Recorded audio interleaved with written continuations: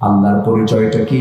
আমরা সবাই একটু আওয়াজ দিয়ে দিয়ে সবাই ঠোঁট মিলিয়ে বলি আলহামদুলিল্লাহি রাব্বিল আলামিন। আর আমার নবীর পরিচয় হলো ওয়ামা আরসালনাকা ইল্লা রাহমাতাল লিল আলামিন। আল্লাহু আকবার। সেই নবীজির সম্মান কত! সেই নবীজির জন্মের মাস এবং ওফাতের মাস হচ্ছে মাহে রবিউল আউয়াল। সেই রবিউল আউয়াল মাসে একটি বিষয় আমাদের মাথায় আনা উচিত, নবীর প্রতি যদি আমরা মহব্বত রাখি, সেটা হচ্ছে এই দীর্ঘ 16 বছরের শুধু নয়, দেশ স্বাধীনতার পর থেকে নিয়ে এই স্বাধীনতার 53 বছর 5 অগাস্টের আগ পর্যন্ত আমার দেশে আত্মস্বীকৃত কিছু নাস্তিক ছিল কি ছিল না? সেই নাস্তিকদের দোসররা এখনো আছে না নাই? আসতে বলবেন না, আছে না নাই? তসলিমা নাসরিন চলে গেছে, কিন্তু প্রেতাত্মা কিছু আছে না নাই? হনুমান আজাদের মৃত্যু হয়েছে, তার কিছু আওলাদরা আছে না নাই? আচ্ছা, এরা এই দীর্ঘ 16 বছর খুব নাচানাচি করেছে। অনেক ব্লগার বুক উঁচু করে নবীর বিরুদ্ধে তারা কথা বলেছে। এমন শাতিমে রাসূল, রাসূলকে যারা গালি দিয়েছে, রাসূলকে নিয়ে যারা ব্যঙ্গোক্তি করেছে, রাসূলকে নিয়ে যারা নানা ধরনের জঘন্য মন্তব্য করেছে, এই রবিউল আউয়াল মাসে আমরা বগুড়ার এই সেন্ট্রাল ঈদগাহ মাঠ থেকে সুস্পষ্ট ভাষায় জানিয়ে দিতে চাই, তাদের তালিকা করুন অবিলম্বে। ঠিক কিনা? তাদের তালিকা করুন। রাসূলকে গালি দিলে ইসলাম 3টা অপরাধে শাস্তি চূড়ান্ত দিয়েছে। 3টা অপরাধ করলে তার কোনো ক্ষমা নাই। নাম্বার 1 হচ্ছে কতলুন নফস, যদি কেউ কাউকে হত্যা করে। নাম্বার 2 হলো আশ-শাইখুজ জানি, কোন বুড়ো জেনাকার যদি জেনা করে প্রমাণ হয়ে যায়। নাম্বার 3 হলো মুরতাদ, অর্থাৎ ইরতাদ্দাত লিদীনিহি, দিন থেকে যদি কেউ বের হয়ে যায়। এই 3 অপরাধের শাস্তি ইসলাম দিয়েছে, তাকে ফাঁসির মঞ্চে ঝুলিয়ে মারো। ঠিক কিনা? আমাদের কি ইসলাম ক্ষমা শিখিয়েছে? আমরা ক্ষমা করতে জানি। রাসূল ক্ষমা শিখিয়েছেন, আমরা ক্ষমা করতে জানি। কিন্তু আমার রাসূল ফতে মক্কার দিনে, মক্কা বিজয়ের দিন, কাবা শরীফের সামনে দাঁড়িয়ে সেদিন রাসূল বিজয়ের সেই নিশান উড়ন্ত অবস্থায় বলেছিলেন, আজকের দিন আমি আজকে সবাইকে ক্ষমা করে দিলাম, তবে 17 জনকে ক্ষমা করা হবে না, যেখানে বলে সেখানে হত্যা করবে। এর মধ্যে যারাই ছিল তারাই ছিল শাতিমে রাসূল, রাসূলকে যারা বাজে কথা বলেছিল। সম্মানিত ভাইয়েরা, আমার দেশের যারা চিহ্নিত এই সমস্ত রাসূলকে ব্যঙ্গোক্তিকারী, এদেরকে প্রকাশ্যে ধরা হোক, প্রকাশ্যে দিবালোকে ধরে এদেরকে কুত্তা বিলাই, এদেরকে হত্যা করে রক্ত মাংসগুলো কুত্তা বিলাই দেখানো দরকার। এদের বেঁচে থাকার কোন অধিকার থাকতে পারে না। তৌফিক দেবেন, আমি তো ততটুকুই পারবো। সম্মানিত উপস্থিতি, আমরা এমন একজন নবী রাসূলের সিরাত জানতে এসেছি, যার পরিচয় শুরু করা যাবে, কিন্তু তার পরিচয় শেষ করা সম্ভব নয়। আল্লাহ তাআলা তার চারিত্রিক সনদ দিতে নিয়ে একটা আয়াত এটা কমপ্লিট বলে দিয়েছেন, ওয়া ইন্নাকা লাআলা খুলুকিন আযীম। আযীম শব্দের ব্যাখ্যা হচ্ছে যেটার তলা খুঁজে পাওয়া যায় না, এটা আযীম। সেই নবীজি এই তলাবিহীন সিরাত, যার কোনো তলা খুঁজে পাওয়া যাবে না, বিশাল সিরাত, তার জীবন থেকে, তার জীবনের গুণাবলী থেকে হালকা কিছু কথা আমি উপস্থাপন করতে চাচ্ছি। ওমা তৌফিকি ইল্লা বিল্লাহ আলাইহি তাওয়াক্কালতু ওয়া ইলাইহি মুনীব। আমি অনেক মাহফিলি কথা বলি, প্রায় 24-25 বছর হয়ে গেল, কিন্তু আজকে আমার কথা বলতে নিয়ে আমি একটু আনইজি ফিল করছি। কেন জানেন? আমার ডান পাশে যিনি বসে আছেন, আমি বলা চলে ওনার কোলেই আমি বড় হয়েছি। বক্তৃতার উপস্থাপনা, উদ্ভাবনী, বিশ্লেষণী, ব্যাখ্যা, আলোচনা, সৌন্দর্য কেমন উপস্থাপন করতে হয়, আমি বলা চলে আমি তার কাছ থেকে শিখেছি। আমার শ্রদ্ধাভাজন, আমার মুরব্বী আলহাজ মাওলানা আলমগীর হোসেন হাফিজাহুল্লাহকে আল্লাহ তাআলা দীর্ঘ হায়াত দান করুন, জোরে বলি আল্লাহুম্মা আমিন। সম্মানিত উপস্থিতি, এক সময় চাচার দাড়ি কালো দেখেছি, জীবন তেমনই অনেক মজবুত দেখেছি, মোটরসাইকেল চালাতে দেখেছি। জীবন তেমনই আজকে বয়সের ভারে বার্ধক্যের দিকে উনি চলে গেছে, কিন্তু ওনার যে চেতনা, ওনার যে স্পিরিট, যৌবনের যে গান, তিনি এখনো গান। বলি আলহামদুলিল্লাহ। তার বড় প্রমাণ এই যে বিশাল অ্যারেঞ্জ, এটার জন্য একটা চরম সাহসিকতার দরকার আছে না নেই? পরিশ্রমের দরকার আছে না নেই? এখান থেকে প্রমাণ হয়ে যায় আল্লাহ তুমি তার সকল খেদমতকে দ্বীনের জন্য কবুল করে নাও, জোরে বলি আল্লাহুম্মা আমিন। সম্মানিত উপস্থিতি, মহান রব্বুল আলামিন এই মাসেই, রবিউল আউয়াল মাসেই পৃথিবীর সেরা মানুষের এই পৃথিবীতে আগমন ঘটিয়েছেন।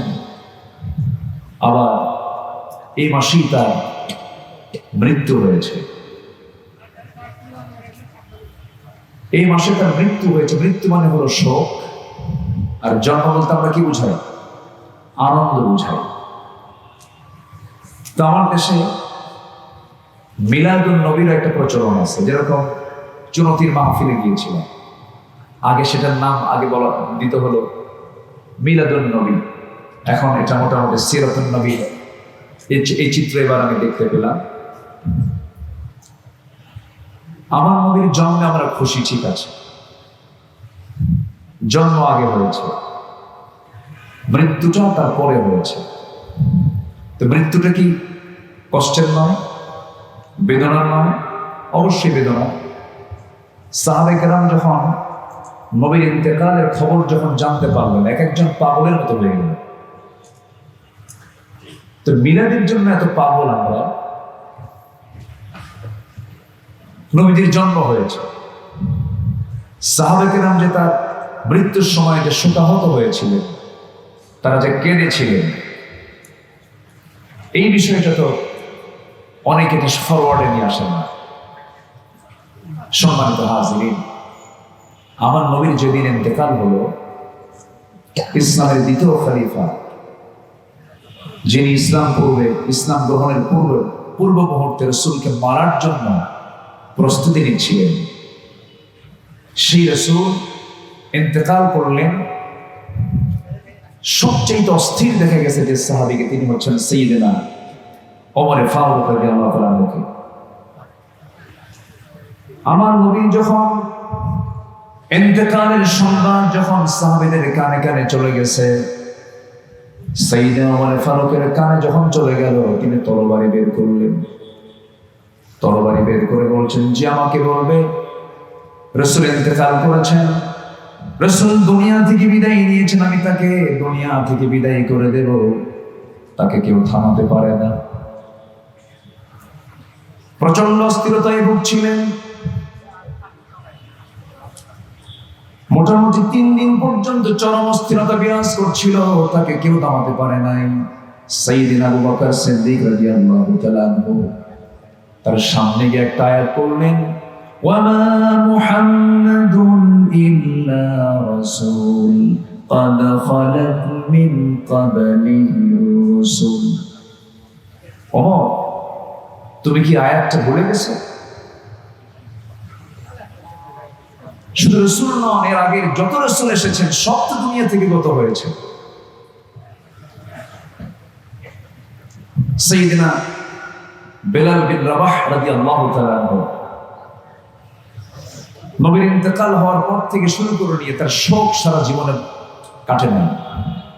তার প্রমাণ হলো নবীজির জীবদ্দশায় তিনি সারা জীবন মদিনার মসজিদে আযান দিয়েছেন। ইন্তেকালের পরে কোন সাহাবী তাকে আর মদিনার মসজিদে আযান দেওয়াতে পারেন নাই। জবাবে তিনি বলেছেন, সারা জীবন আমি আযান দিয়েছি রাসূলকে দেখে দেখে, জীবিত রাসূলকে দেখে আমি আযান দিয়েছি। রাসূল দেখেন কবরবাসী, আমি কাকে দেখে আযান দেব? রাসূল শূন্য দুনিয়ার এই মসজিদে আমি বেলাল আর আযান দিতে পারবো না। সারা জীবন তাদের এই শোকটা ছিল। এটা হচ্ছে মুহাব্বত, এটা হচ্ছে ভালোবাসা, এটা হচ্ছে আনুগত্য। সম্মানিত উপস্থিতি, সাইয়েদনা আলীর মৃত্যুর সময় যখন তার ইন্তেকাল হবে, তার মুখ থেকে রক্ত গড়ে গড়ে পড়ছিল। সেই সময় ভালো ভালো চিকিৎসকদের পরামর্শ নেওয়া হলো, কিন্তু চিকিৎসকরা বললেন না, এই রোগ আর সারার নয়। সাইয়েদনা আলী জীবনের একটা সময়, যে কোনো একটা মুহূর্তে এত কষ্ট পেয়েছেন মানসিকভাবে, সেটারই সিমটম হলো মৃত্যুর পূর্বে তার মুখ থেকে রক্তক্ষরণ হওয়া। যে কষ্ট তিনি পেয়েছিলেন সেই কষ্ট হলো রাসূলের মৃত্যুর দিনের কষ্ট। সম্মানিত ভাইরা, এই পৃথিবীতে যত মানুষ এসেছে এবং আসবে, আল্লাহর নবীর পরে সবচেয়ে বেশি দামি হচ্ছেন সাহাবে কেরাম। আর সাহাবে কেরামদের দাম, সম্মান, মর্যাদা বৃদ্ধির যতগুলো দিক আছে, এর মধ্যে এক নম্বর অন্যতম কারণ হলো রাসূলকে তারা সত্যিই জীবনের চাইতে বেশি ভালোবেসেছে। সিরাতের মাসে এই শিক্ষাটা সাহাবীদের কাছ থেকে নেবার দরকার আমাদের আছে না নাই? আসতে বলবেন না, আছে না নাই? আচ্ছা, সম্মানিত ভাইরা, রাসূলুল্লাহর জীবন থেকে আমাদের কিছু শিক্ষণীয়, কিছু করণীয় দিক আমরা আজকে শিখে যাব। জোরে বলি ইনশাআল্লাহ। আল্লাহ তাআলা রাসূলকে এই পৃথিবীর সকল মানুষের চাইতে কম সম্মান দিয়েছেন না বেশি সম্মান দিয়েছেন? বেশি সম্মান দিয়েছেন। আমি যেখান থেকে একটু কথা বলতে চাচ্ছি, যে আয়াতকে সামনে রেখে আল্লাহ তাআলা তার রাসূলকে ডাক দিচ্ছেন এবং তার পরিচয় এখানে সংক্ষিপ্তভাবে তুলে ধরছেন। পরিচয় তুলে ধরছেন কে? আসতে বলবেন না, তিনি কে? আল্লাহ। আল্লাহ রাব্বুল আলামিন বলেন, ইয়া আইয়ুহান নাবিয়্যু ইন্না আরসালনাকা শাহিদান ওয়া মুবাশশিরান ওয়া নাযীরান ওয়া দা'iয়ান ইলাল্লাহি বিইذনিহি ওয়া সিরাজান মুনীরা। জোরে বলুন আল্লাহু আকবার। সূরাতুল আহজাব আয়াত নম্বর 45 এবং 46। আল্লাহ রাব্বুল আলামিন তার রাসূলকে ডাক দিচ্ছেন সম্মান সূচক শব্দ প্রয়োগ করে। আল্লাহ ডাক দিয়েছেন প্রথম মানুষ আদমকে, ইয়া আদামু উসকুন আনতা ওয়া যাওজুকাল জান্নাহ। ডাক দিয়েছেন ইয়া ইয়াহইয়া খুযিল কিতাবা বিকুওয়াহ। ডাক দিয়েছেন ওয়া মা তিলকা বিয়ামিনিকা ইয়া মূসা। আল্লাহ রাব্বুল আলামিন অনেক পয়গম্বরকে নাম ধরে ডাক দিয়েছেন, হরফে নিদা প্রয়োগ করে ডাক দিয়েছেন, সম্বোধন সূচক শব্দ প্রয়োগ করে ডাক দিয়েছেন।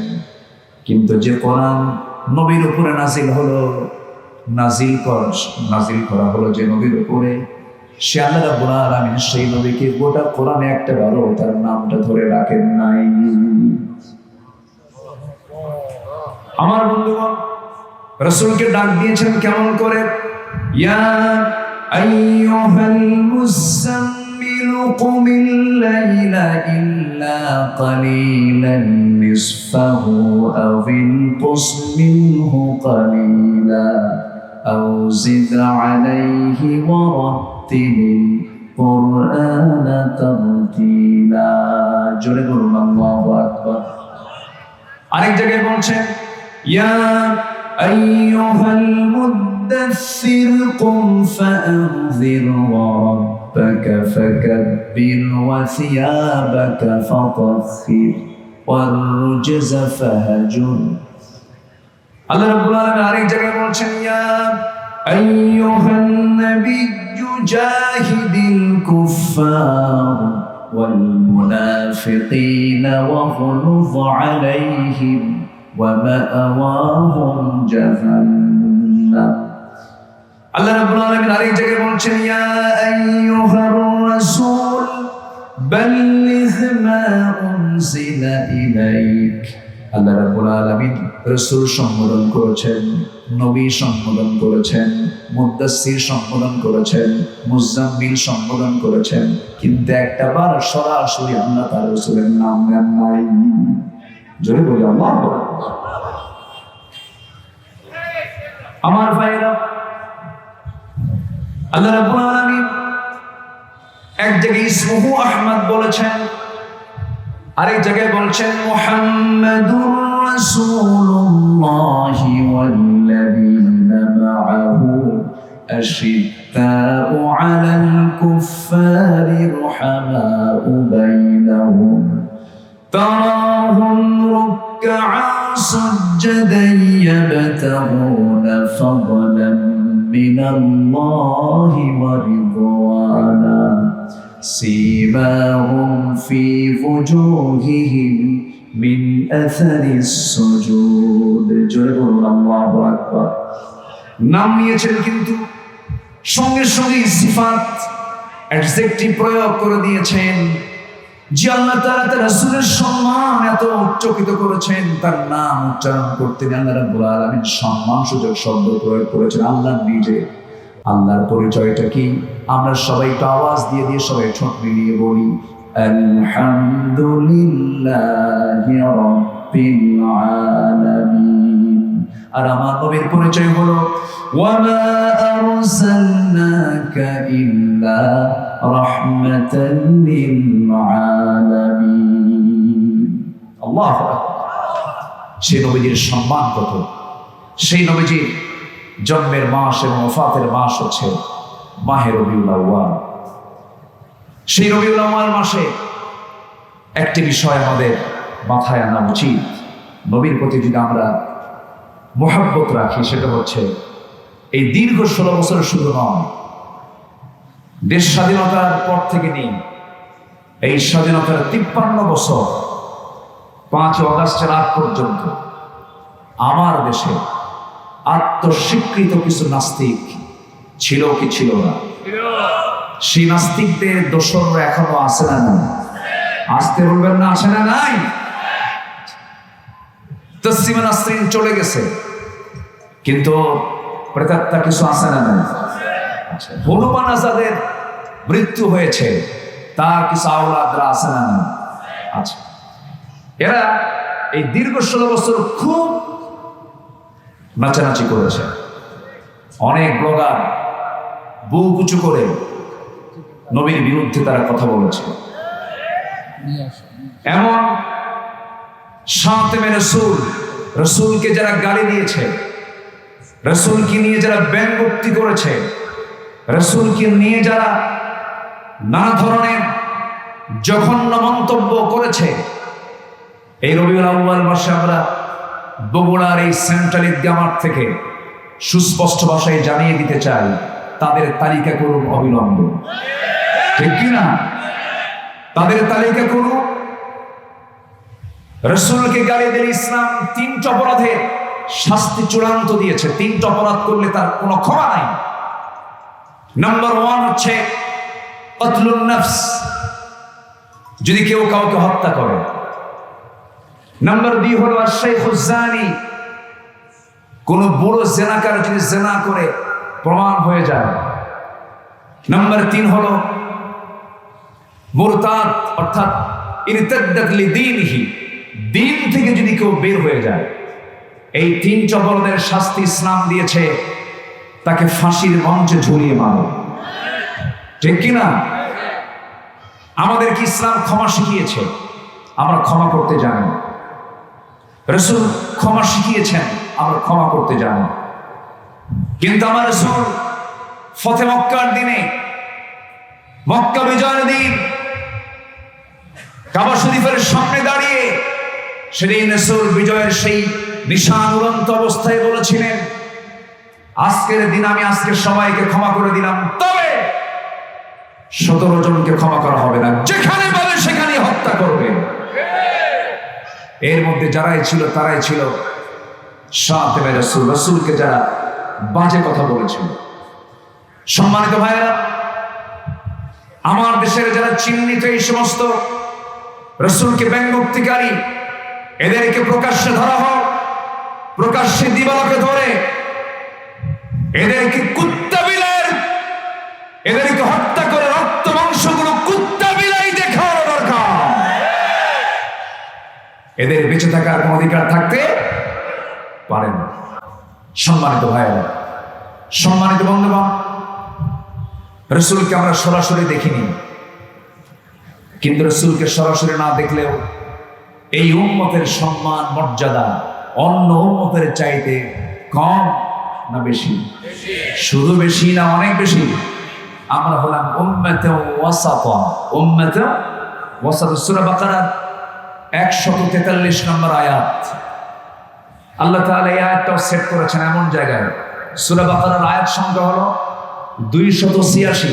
286 আল্লাহ তাআলা এই আয়াতটা সেট করেছেন 143 নম্বর আয়াতে, অর্থাৎ ঠিক মিডিলে। এবং এর অর্থটাও হচ্ছে উম্মাতাও ওয়াসাতাল লিতাকুনু শুহাদা আলান নাস। আল্লাহু আকবার। তোমরাই হলে মধ্যমপন্থী জাতি, মধ্য জাতি তোমরা। আল্লাহ তাআলা আয়াতটার সেটের সাথে অর্থের সংগতিও রেখেছেন।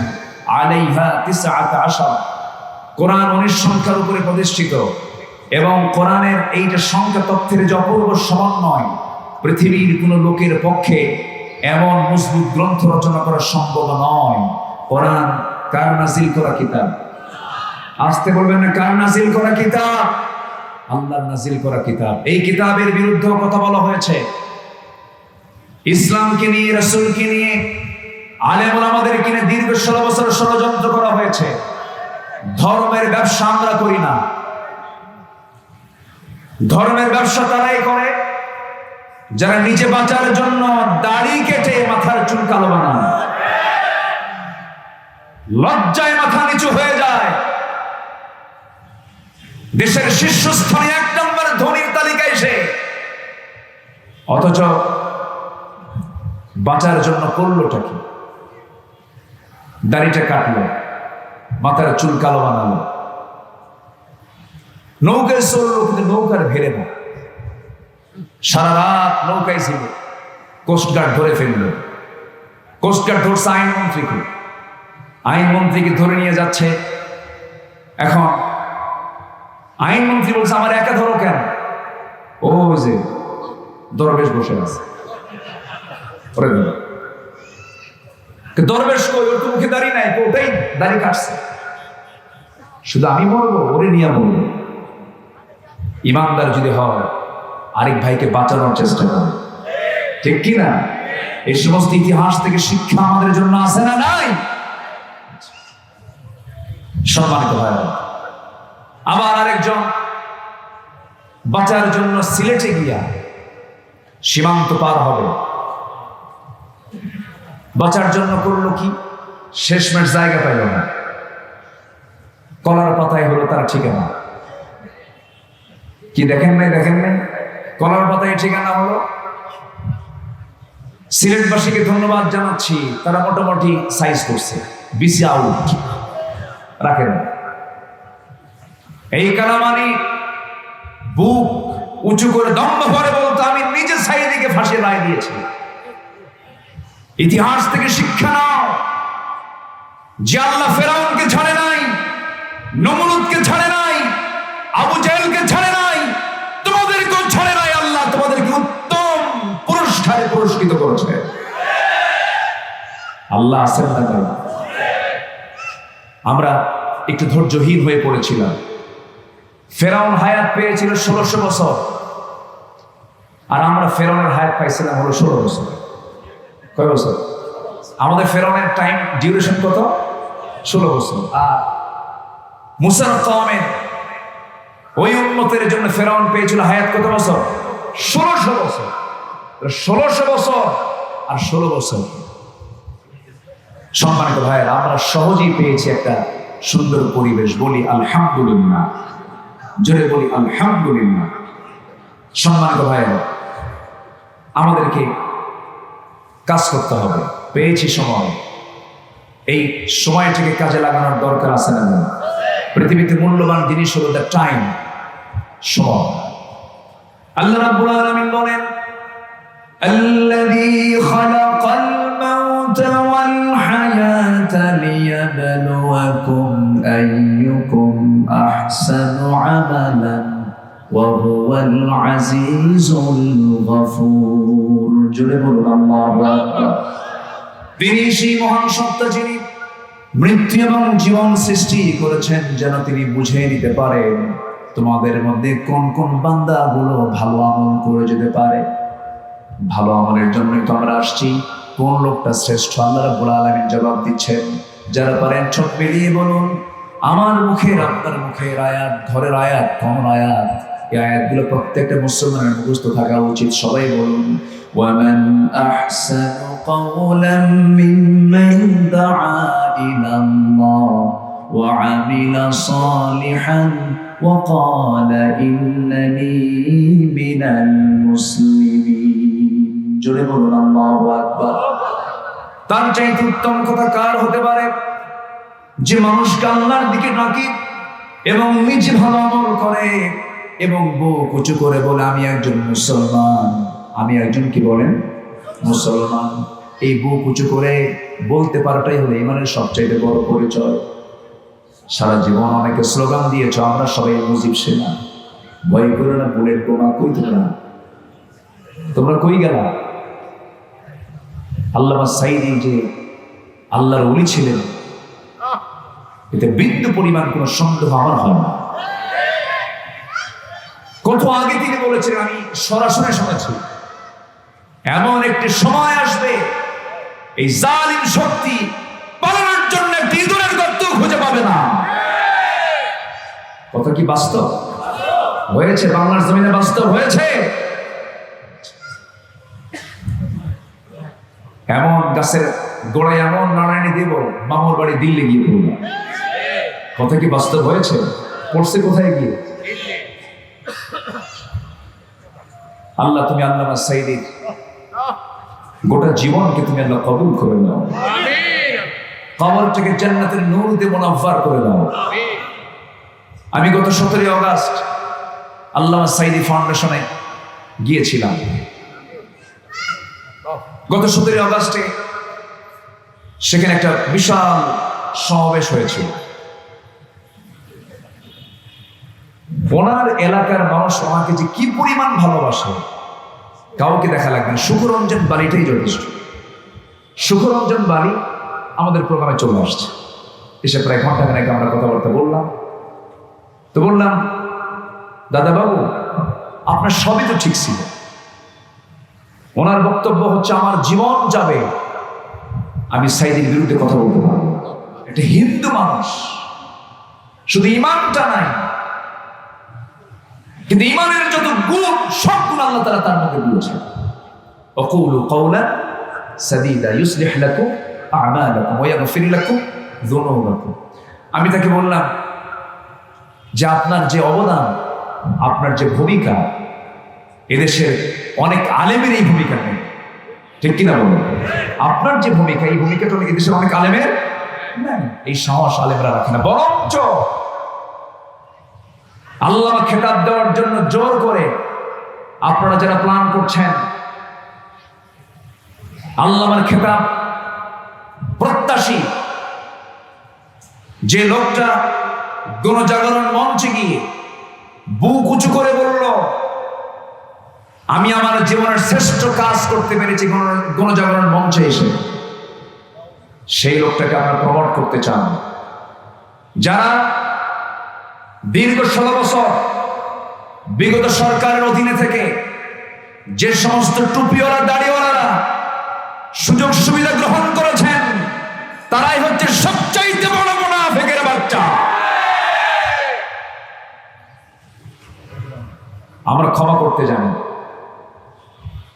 ফতুয়ার বিষ বাষ্প ছড়াবেন না। এই আন্দোলন, এই ত্যাগ, এই কোরবানি সাধারণ ছাত্রছাত্রীদের কোরবানি। এটা সম্মানিত বন্ধুগণ, এই রক্তকে আমাদের কাজে লাগানোর দরকার আছে না? আসতে বলবেন না, আছে না নাই? 6 আগস্টে ঢাকার বিভিন্ন মোড়ের মূর্তিগুলো যখন হাতুড় দিয়ে ভাঙতেছিল, সেই সময়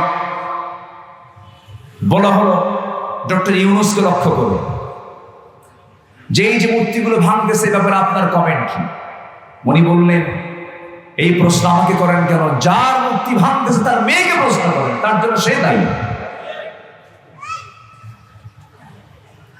সম্মানিত বন্ধুগণ, আমরা এমন সংসার পেয়েছি 55,000 বর্গ মাইলে 64,000 গ্রাম বাংলার সুজলা সুফলা শস্য শ্যামলা সোনার বাংলাদেশ। আমাদের এই সংসারটা এমন হালে রেখে গেছে তারা। এই সংসারের ঋণ হলো 18 লক্ষ কোটি টাকা। তন্মধ্যে ওরা নিজেরাই সাগর চুরি করে নিয়ে গেছে 11 লক্ষ কোটি টাকা। ওদের মুখে দেশপ্রেম মানায় না, ওরা হচ্ছে দেশের সবচাইতে বড় দুশমন, দুশমন, দুশমন। সম্মানিত ভাইয়েরা, এই জন্য সবার কাছে আমার উদাত্ত আহ্বান, সকল নেতার পথ ছেড়ে দিয়ে আমরা একজন নেতার পথ ধরব। তিনি অন্য কেউ নন, যাকে নির্বাচিত করেছেন তিনি কে? আসতে বলেন, তিনি কে? আল্লাহ তাআলা। তিনি হচ্ছেন আমাদের প্রাণ প্রিয় নেতা, আমাদের আদর্শ, উসওয়ায়ে হাসানা, রাহমাতুল আলাম, রাসূল আকরাম জনাবে মুহাম্মদুর রাসূলুল্লাহ সাল্লাল্লাহু আলাইহি ওয়াসাল্লাম। তার জীবন থেকে মুমিনদের জন্য কিছু করণীয় আছে 15টা। কয়টা বলেন তো? কোরআনকে সামনে রেখে আমি এই নোটটা করার চেষ্টা করেছি। 15টা অনুকরণীয় আদর্শ যদি আমাদের জীবনে বাস্তবায়িত হয়ে যায়, আশা করা যায় আমরা জান্নাত পাবো। জোরে বলি ইনশাআল্লাহ। সবাই জান্নাতে যেতে চান না? সবাই জান্নাতে যেতে চান তো? কয় নম্বরে জান্নাতে বলেন? কয় নাম্বার? 1 নম্বর।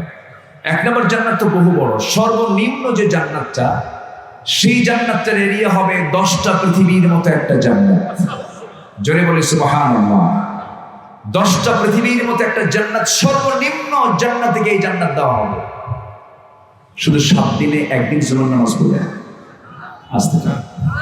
আমার দেশে 7 দিনে 1 দিন মুসল্লি বেশি না প্রতিদিন মুসল্লি বেশি?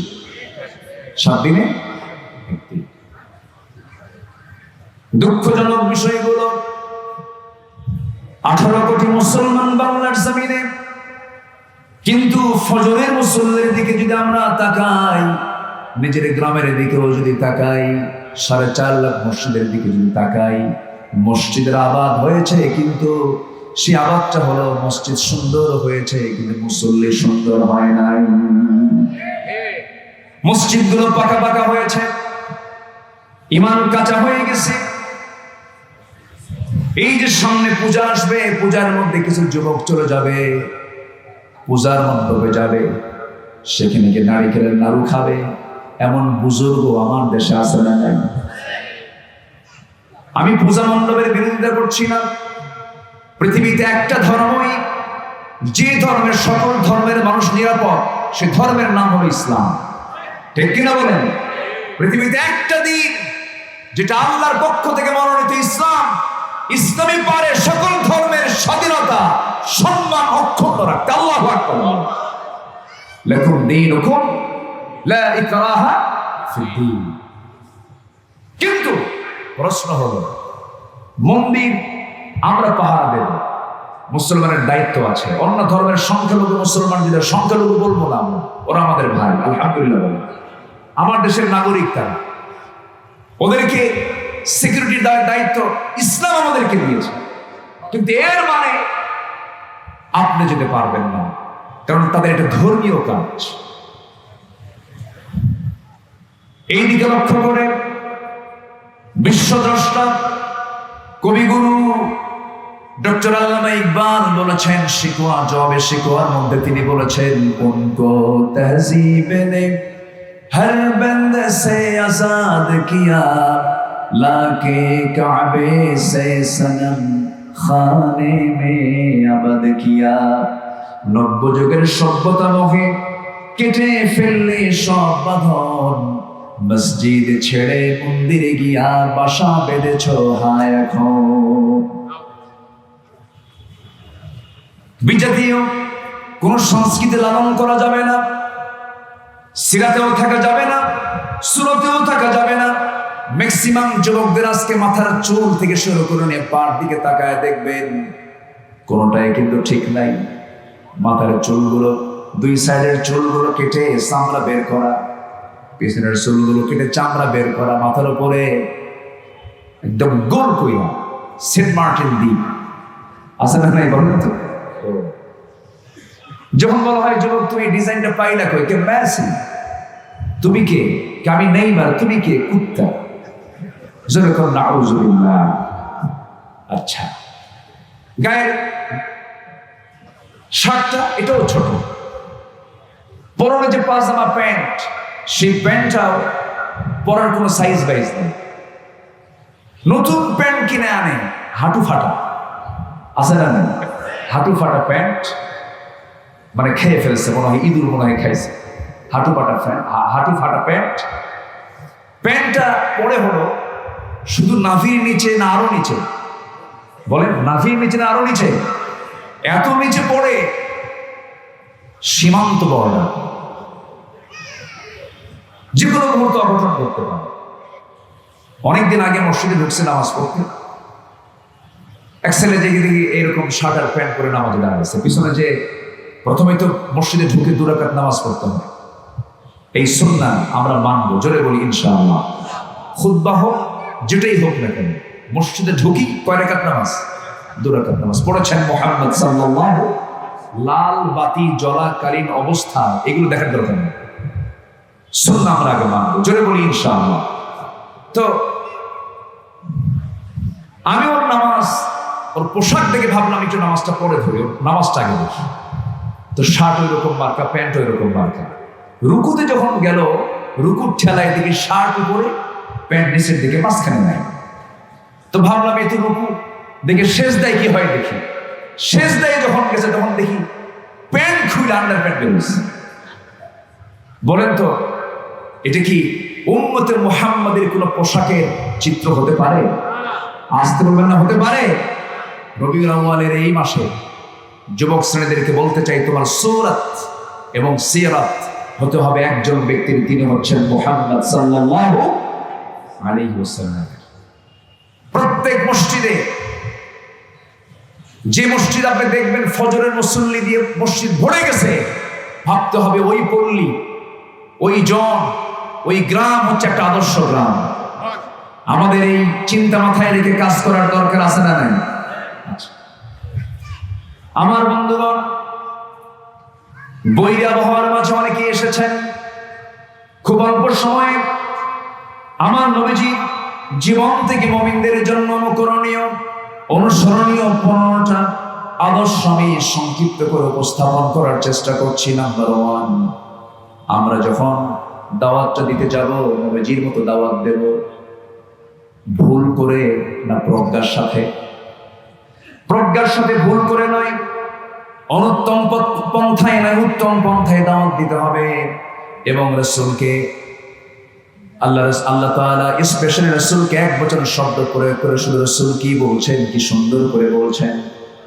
সূরা নাহলের 125 নম্বর আয়াত আল্লাহ রাব্বুল আলামিন বলেন, উদউ ইলা সাবিলি রাব্বিকা বিল হিকমাতি ওয়াল মাউইযাতিল হাসানাহ ওয়াজাদিলহুম বিল্লাতী হিয়া আহসান ইন্না রাব্বাকা হুয়া আ'লামু বিমান দাল্লা আন সাবিলিহি ওয়া হুয়া আ'লামু বিল মুহতাদিন। জোরে বলুন আল্লাহু আকবার। নবী আপনি দাওয়াত দিবেন প্রজ্ঞার সাথে, যোগ্যতার সাথে, প্ল্যান করে দাওয়াত দিবেন, দাওয়াতে কাজটা করবেন অত্যন্ত সাহসিকতা নিয়ে, প্রজ্ঞা নিয়ে এবং উত্তম পন্থায়, এবং ফয়সালা করবেন ইহসানের সাথে। উত্তম পন্থা এটাকে আপনি ফেস করবেন। নাম্বার 2 হলো আমার নবীর সারা জীবনের গুরুত্বপূর্ণ একটা গুণ ছিল, সেটা হলো তিনি ভীরু ছিলেন না, সাহসী ছিলেন। বলুন, সাহসী ছিলেন। শুধু সাহসী না, বিশাল সাহসী, বড় সাহসী মানুষ ছিলেন।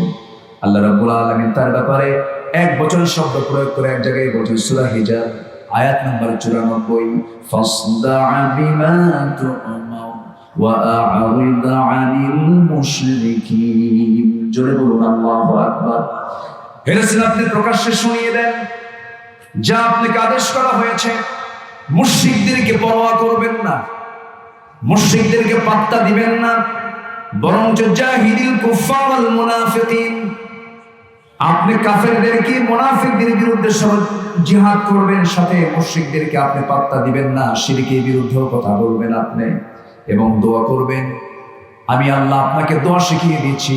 আল্লাহ তাআলা রাসূলকে দোয়া করতে বলেছেন। কোন দোয়া? সবাই আমার সঙ্গে ঠোঁট মিলিয়ে বলুন, রব্বানা আফরিজ আলাইনা সাবরান ওয়া সাব্বিত আকদামানা ফানসুরনা আলাল কওমিল কাফিরিন। জোরে বলুন আল্লাহু আকবার।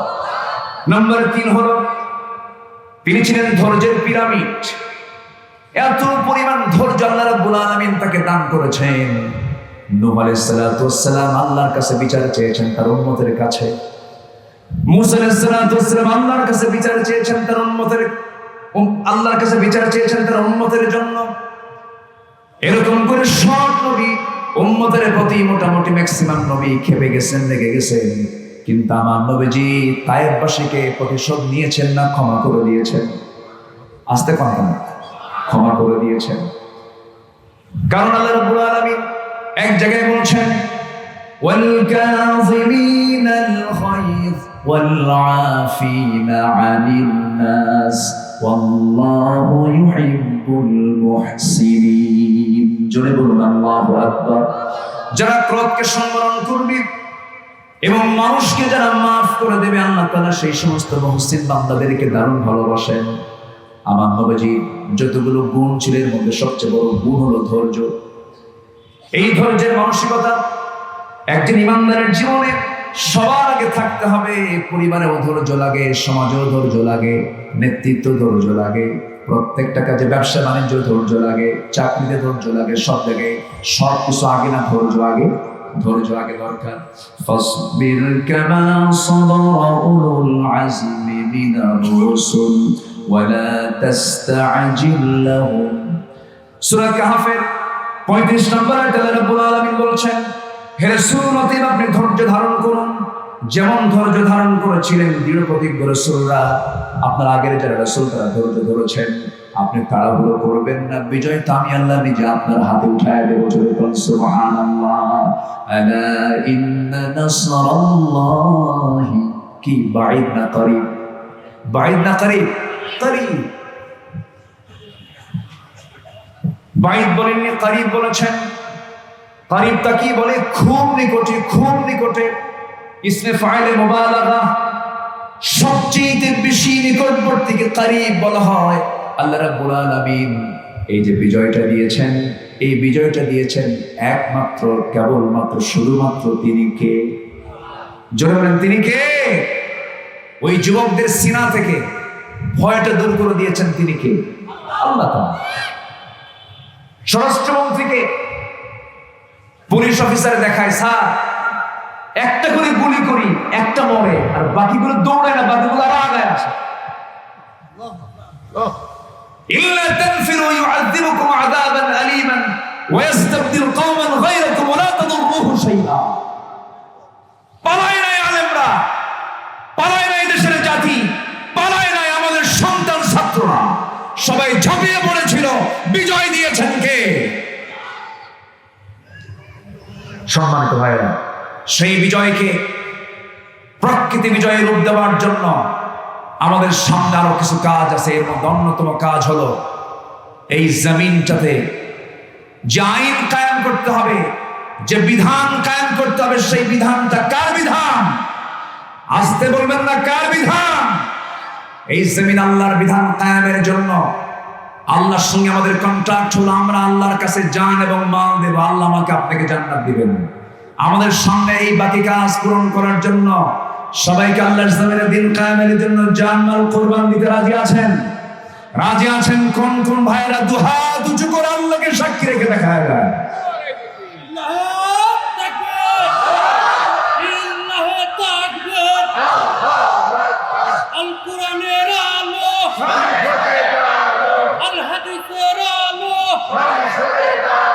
ইসলামের শত্রুরা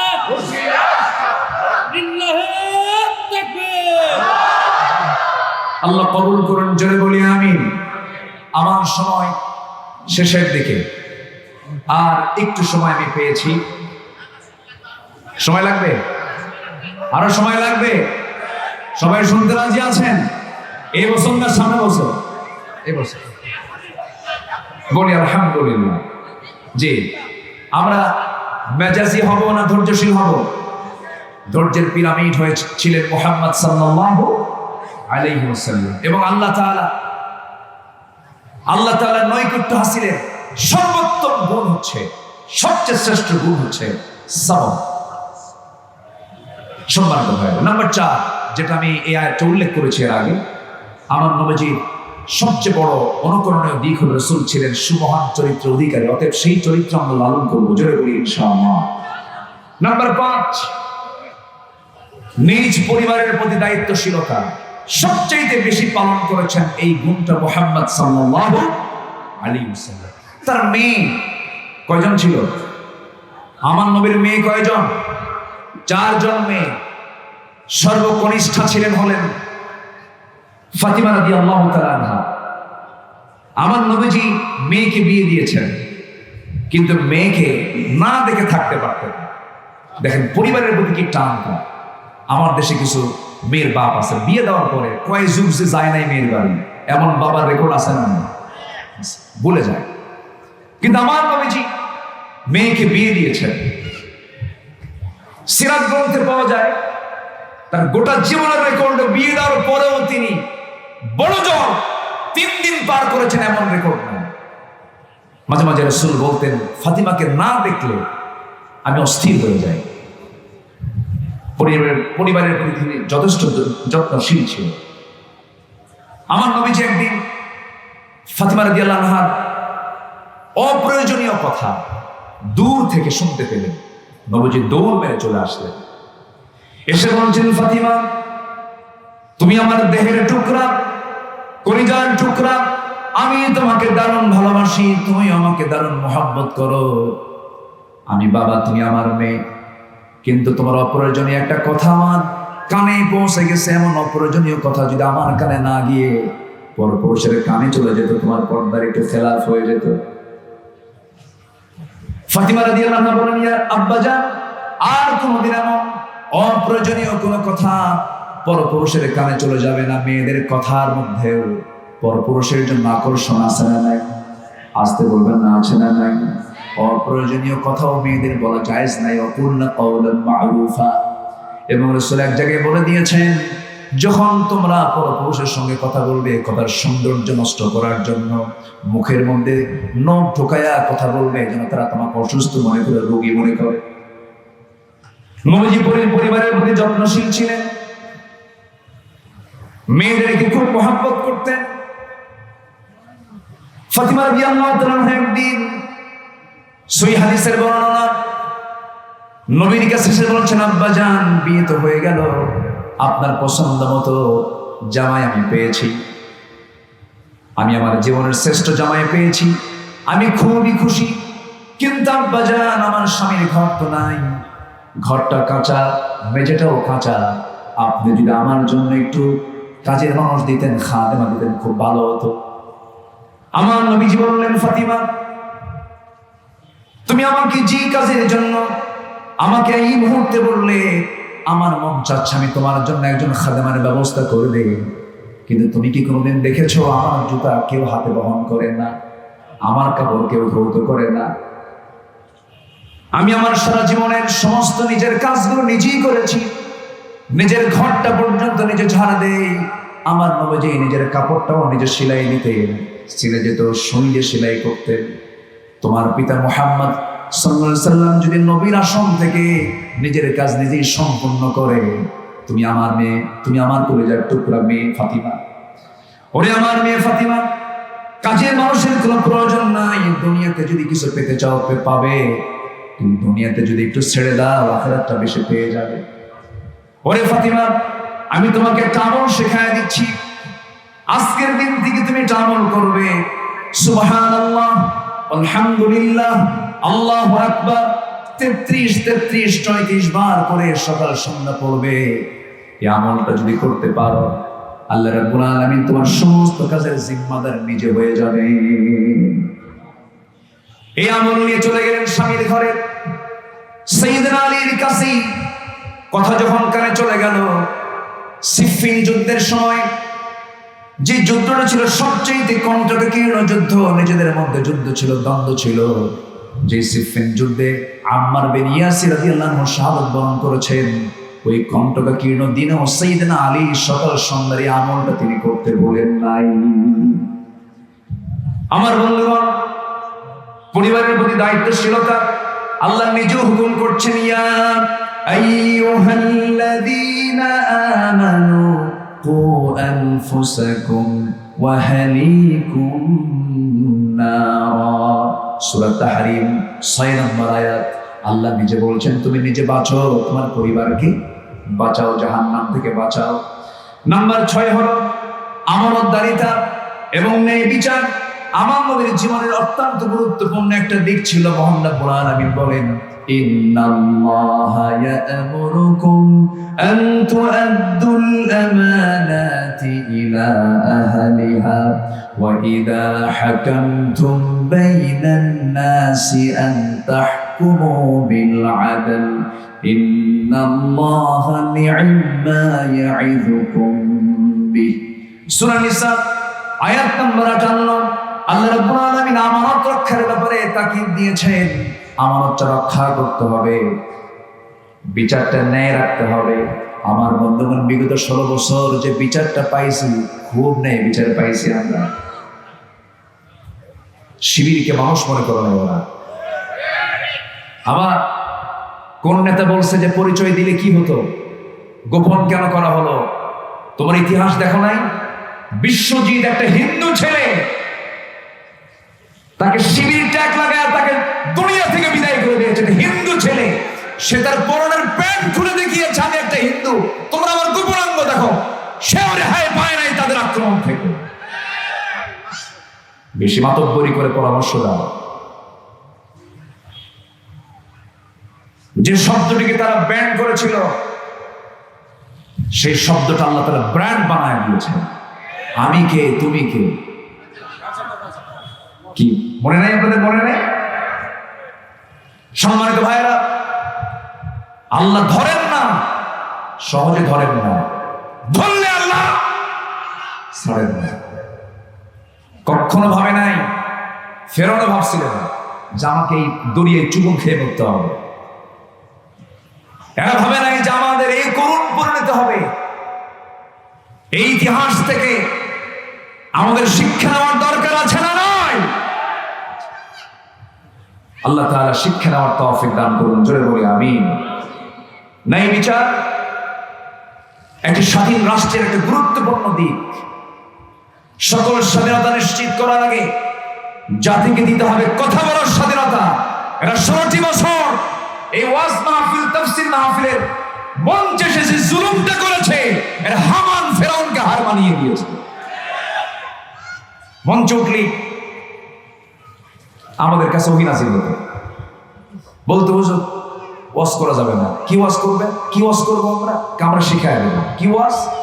আকাশের ওয়াজ করবেন আর কবরের ওয়াজ করবেন, দুনিয়া আমরা দেখে নেব। দুনিয়া দেখবে ওরা, আর আমাদের দেশে কোথাকার ওয়াজ? আকাশের ওয়াজ। এই জালিম গোষ্ঠী এরা ফকিরের কাছ থেকেও খাজনা ট্যাক্স আদায় করেছে। প্রত্যেক জায়গায় চাঁদাবাজি ছিল কি ছিল না? সেই ধারাবাহিকতা আজকেও যারা রক্ষা করতে চান, ইতিহাস থেকে শিক্ষা নিন। ইতিহাস থেকে শিক্ষা নিন। চাঁদাবাজি, সন্ত্রাসী, এই সমস্ত দৃশ্য দেখার জন্য 5ই আগস্টে এই জিতে পূর্বে যে সমস্ত ছাত্র জীবন দিয়েছে, চাঁদাবাজি, সন্ত্রাসী দেখার জন্য এই জীবনগুলো দেয় না। যেখানেই অসামাজিক কিছু দেখবো আমরা, অন্যায় কিছু দেখবো আমরা, সেখানে আমাদের দাঁড়িয়ে যাওয়ার দরকার আছে না নাই? আমরা সচেতন হব, জোরে বলি ইনশাআল্লাহ। সম্মানিত ভাইরা, নাম্বার 7, আমার নবীজি এতিম, নিকটাত্মীয়, প্রতিবেশী, তাদের সাথে তার ব্যবহার ছিল খারাপ না ভালো? আস্তে খালি ভালো না, খুব ভালো? খুব ভালো। নবুয়তের আগেও তা ছিলেন। নবুয়তের আগেও তার এই মানবিক গুণগুলো ছিল। তিনি নবুয়ত পেয়েছেন 40 বছরে, কিন্তু আল্লাহ তাআলা তাকে সিলেকশন দিয়েছেন। তার জন্ম যখন হয়েছে, সকল পরিকল্পনা কার? কিন্তু রাসূল জানতেন না যে আমি আল্লাহর নবী। এটা নিয়েও তো কথা হবে। আমার দেশে ঠুনকো বিষয় নিয়ে গন্ডগোল করা হয়, আসল বিষয়গুলো ধামাচাপা রয়ে যায়।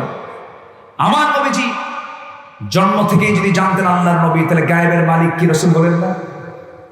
গায়েবের মালিক কে? আসতে বলবেন না, গায়েবের মালিক কে? আল্লাহ তাআলা। সম্মানিত ভাই, তিনি ইতিমদের প্রতি যে সহায় ছিলেন, এমন ইতিম দরদি মানুষ পৃথিবীতে আর দ্বিতীয় জন আসবে। আমার নবীজি নিজে বলেছেন, আনা ওয়া কাফিরুল ইয়াতীম, আমি এবং ইতিম তত্ত্বাবধানকারী দুজন জান্নাতের মধ্যে 2 নখের দূরত্ব অবস্থান করব। ওয়া'বুদুল্লাহা ওয়া লা তুশরিকু বিহি শাইআন ওয়া বিল ওয়ালিদাইনি ইহসানান ওয়া বিযিল কুরবা ওয়াল ইয়াতামা ওয়াল মাসাকিন ওয়াল জারি যিল কুরবা। জোরে বলুন আল্লাহু আকবার। সূরা নিসা আয়াত নম্বর 36। আল্লাহ আল্লাহর হকের পাশাপাশি বান্দার হকের কথা বলেছেন, পিতামাতার হকের কথা বলেছেন। আমার নবীজি তার বাস্তব রূপ ছিলেন তিনি। নাম্বার 8 হলো আল্লাহর বিধানের উপরে তিনি সত্যহীন আনুগত্য আল্লাহ তাআলা করতে বলেছেন। তার মধ্যে এই গুণটা ছিল, ওয়া মা কানা লিমুমিনিন ওয়ালা মুমিনাতিন ইযা কাদাল্লাহু ওয়া রাসূলুহু আমরান আন ইয়াকুনা লাহুমুল খিয়ারাতু মিন আমরিহিম ওয়া মান ইয়াসিল্লাহা ওয়া রাসূলুহু ফাকাদ দাল্লা দালালান মুবিনা। জোরে বলুন আল্লাহু আকবার। যা আদেশ করা হয়েছে কোনো শর্ত দেওয়া যাবে না। আল্লাহ কেন এই আইনটা দিলেন, এটা আমার পছন্দ হয় না, এই জাতীয় কথা বললে তার ঈমান আছে না গেছে? ঈমান চলে গেছে। সূরা হাজারের 36 নম্বর আয়াতে আল্লাহ তাআলা তা ক্লিয়ার করে বলে দিয়েছেন। নাম্বার 9 হলো আল্লাহর জন্য দিনের কাজে কঠিন পরিস্থিতিতে সবর ধরা।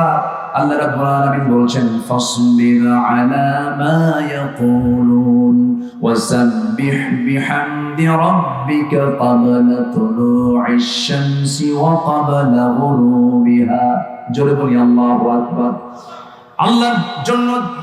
আল্লাহর জন্য দিনের কাজে সকল পরিস্থিতিতে সবর ধরা, এটা নবীর জীবনে বাস্তব ছিল। মক্কার মাটি, তায়েফের মাটি, উহুদ যুদ্ধের মাটি, খন্দকের ময়দান, আমার নবীজির কি কণ্ঠকীর্ণ ময়দান ছিল। আমার নবীজি খন্দকের প্রান্তরে 1 দিন নয়, 2 দিন নয়, 3 দিন নয়, 4 দিন যাবত না খাওয়া ছিলেন। আমার নবীজি পরীক্ষা খনন করতে গিয়ে কোদাল মারতে মারতে এত অসুস্থ হয়ে পড়েছিলেন যে নবীজির কোমরটা কুঁজো হয়ে গিয়েছিল। নবীজির মৃত্যুর পূর্বে, আমার নবীজির মৃত্যুর পূর্ব সময় পর্যন্ত নবীজির কোমর সোজা করে দাঁড়াতে পারেন নাই। আমার নবীজির উহুদে গেছে দাঁত, খন্দকে গেছে কোমর। দিন কায়েমের জন্য যদি নবীজির দাঁত ভাঙতে হয়, দিন কায়েমের জন্য যদি কোমরটা কুঁজো কোমরটা যদি ভাঙতে হয়, সেই দিন কায়েমের জন্য আমাদেরও জানমাল দেওয়ার দরকার আছে না নাই? এক্ষেত্রে আমরা ধৈর্যের পিরামিড হব, জোরে বলি ইনশাআল্লাহ। সকল পরিস্থিতিতে আমরা সাবের হব। আল্লাহ তাআলা সেই তৌফিক সবাইকে দান করুন, জোরে বলি আল্লাহুম্মা আমিন। সম্মানিত ভাইরা, সময় তো আমি আর কাফার করতে পারলাম না। আজান দিচ্ছে, একজন আজানের জবাব দেন, সবার পক্ষ থেকে আজানের জবাব দিয়ে দেন। এরপরে নাম্বার 10 হচ্ছে ঈমানের পথে অবিচল থাকা। ফাস্তাকিম কামা উমিরতা, আল্লাহর প্রতি তাওয়াক্কুল রাখো। ওয়া তাওয়াক্কাল আলাল্লাহ ওয়া কাফা বিল্লাহি ওয়াকিলা। নাম্বার 12 হচ্ছে কাজে কর্মে পরামর্শ করো। শাবিরহুম ফিল আমর ফাইদা আযামতা ফাতাওয়াক্কাল আলাল্লাহ। 13 নম্বর হচ্ছে বিনয়, বিনম্র স্বভাব এবং ক্ষমাশীলতা। ফাবিমা রাহমাতিন মিনাল্লাহি লিনতা লাহুম ওয়ালাউ কুনতা ফাযযান গালিযাল কলবি লানফাদ্দু মিন হাওলিক ফা'ফু আনহুম ওয়াস্তাগফির লাহুম ওয়াশাবিরহুম ফিল আমর ফাইদা আযামতা ফাতাওয়াক্কাল আলাল্লাহ। আচ্ছা, কুফরের প্রতি নাম্বার 13 হলো কঠোরতা। আশিদ্দাউ আলাল কুফার রুহামাউ বাইনাহুম, কাফেরদের ব্যাপারে যতই ছাড় দিবে ততই বিপদে পড়বেন, আর মুমিনদের ব্যাপারে যত কঠোর হবে তত বিপদে পড়ে যাবেন। এই চরিত্র গঠন করেছেন মুহাম্মদ সাল্লাল্লাহু আলাইহি ওয়াসাল্লাম। নাম্বার 15 মুমিনের প্রতি আমরা রহমদিল হব। এই 15টা নবীজির জীবন থেকে অনুকরণীয় গুণগুলো আল্লাহ তাআলা আমাদের সবার জীবনে বাস্তবায়ন করার তৌফিক দান করুন। প্রযুক্তির কল্যাণে এই কথাগুলো যারা এই অনলাইনের মধ্য দিয়ে বিশ্ব ছড়িয়ে দিচ্ছেন, আমরা তাদের জন্য দোয়া করি। আল্লাহ তুমি তাদের খেদমতকে কবুল করো। আজকের এই বৈরী আবহাওয়ার মাঝে আমি মনে করি যারা এসেছেন এক একজন বীর মুজাহিদের ভূমিকা পালন করেছেন। বাকি এসার পর যে আলোচনার মাহফিল হবে, যে তাফসীর মাহফিল হবে, আমরা সবাই থাকবো না ইনশাআল্লাহ? এই মাহফিলকে সফল করতে যদি প্রয়োজনে বৃষ্টিও যদি নামে আল্লাহ না করুন, আমরা মাহফিলের শেষ সময় পর্যন্ত থাকবো। আল্লাহ তাআলা সবাইকে শেষ মোনাজাত পর্যন্ত থাকার তৌফিক দান করুন। সুবহানাকাল্লাহুম্মা ওয়া বিহামদিকা আশহাদু আল লা ইলাহা ইল্লা আনতা আস্তাগফিরুকা ওয়া আতুবু ইলাইক।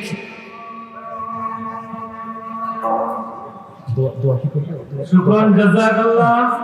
ধন্যবাদ আমাদের সম্মানিত উপস্থিত সম্মানিত অতিথিকে।